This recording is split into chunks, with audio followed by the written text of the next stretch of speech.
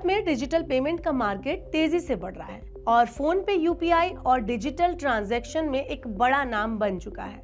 Company का यह IPO भारतीय शेयर बाजार में फिनटेक सेक्टर के लिए एक ऐतिहासिक मौका माना जा रहा है। कंपनी बहुत जल्द आईपीओ लाने वाली है। अगर इस आईपीओ की बात करें तो फोनपे ने सेबी, बीएसई और एनएसई के पास गोपनीय प्री फाइलिंग रूट के तहत ड्राफ्ट रेड हेरिंग प्रोस्पेक्टस यानी कि डीआरएचपी दाखिल कर दिया है। इसका मतलब यह है कि कंपनी अपने आईपीओ से जुड़ी महत्वपूर्ण जानकारी फिलहाल आम जनता से छुपा सकती है और सिर्फ रेगुलेटर्स के पास रख सकती है।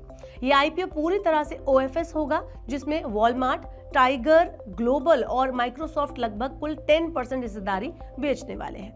कंपनी ने इस प्रोसेस के लिए Kotak Mahindra capital, city, Morgan Stanley और जेपी मॉर्गन को निवेश सलाहकार नियुक्त किया है। अब फोन पे के टारगेट की बात करें तो फोन पे का टारगेट लिस्टिंग वैल्यूएशन लगभग $15 बिलियन है, यानी कि कम से कम 1.33 करोड़ रुपए।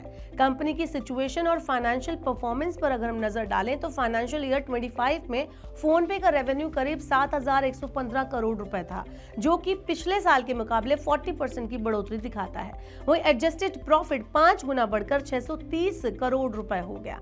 ऑपरेशन से पॉजिटिव कैश फ्लो मिला।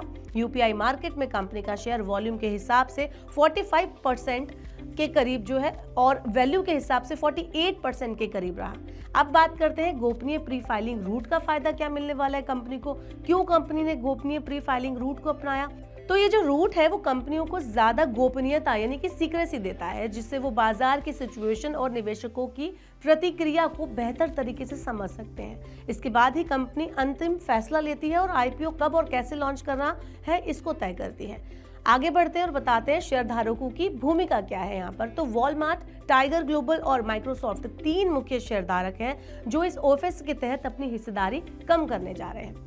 तो कुल मिलाकर देखा जाए तो फोनपे का आईपीओ भारतीय शेयर बाजार में फिनटेक सेक्टर के लिए गेम चेंजर साबित हो सकता है। इस मेगा आईपीओ से निवेशकों को डिजिटल पेमेंट और नए फिनटेक इनोवेशन में भागीदारी का शानदार मौका मिलेगा।